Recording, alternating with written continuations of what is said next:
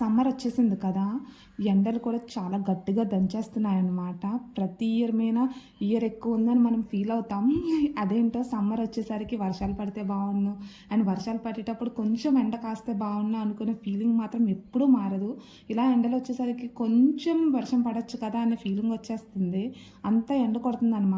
Morning బయటికెళ్తే ఒక్క గంట ఒక గంట తిరిగినా సరే అదేదో బాడీ మొత్తం రోజు మొత్తం మనం ఏదో వర్క్ చేసిన ఫీలింగ్ వచ్చేస్తుంది. ఇలా బయటికెళ్ళి అలా వచ్చేసరికి.